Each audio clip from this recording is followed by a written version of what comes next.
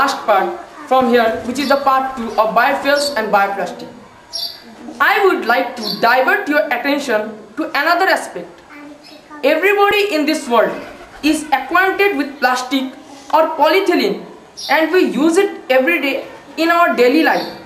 Albeit, we know that it has been destructing our Mother Earth for so many decades. I suppose a question might arise in your mind that why I am relating the concept of biodiesel to that of plastic. Of course, there is a rigid thread of connection. Let me explain it to you. In an article of the Statesman newspaper, in the science part, Mr. Swaswato R. Das, plastic, that does double duty as biofuel. In his describing, the writer has noted that Dr. Richard Gross and colleagues at the Polytechnic Institute of Newark University have successfully produced a bioplastic similar to conventional polyethylene that does double duty. That is, one can use it in the form of biofuel even after its conventional use ceases.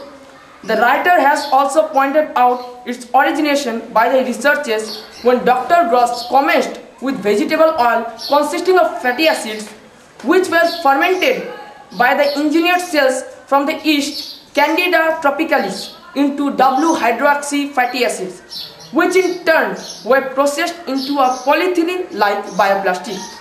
Thus, when this bioplastic ceases its application, it can be broken down using an enzyme called cutinase, which is made by the parasites such as fungi, Fusarium solani, to break down the tough cuticle protecting the surface of leaves.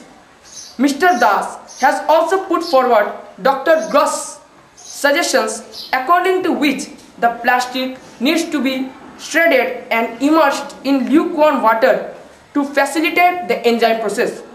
The conversion will take 3 to 4 days to break down all the plastic into biodiesel. So, is this not a technological development forward to supplant the use of polythene? Of course, there are other biodegradable polymers like mineral produced by metabolics, but its cost is a factor that matters mainly. Dr. Gross estimates the cost of this bioplastic to be around $1.40 to $1.50 per pound. I suppose that if this kind of bioplastic propagates to use by most of the people of this world, including us, then neither of the repercussions that we are facing today has to be confronted. I entirely agree with what our benevolent Father John Thwaites has said in his video, that love is the only panacea for every hindrance of an individual. Thank you.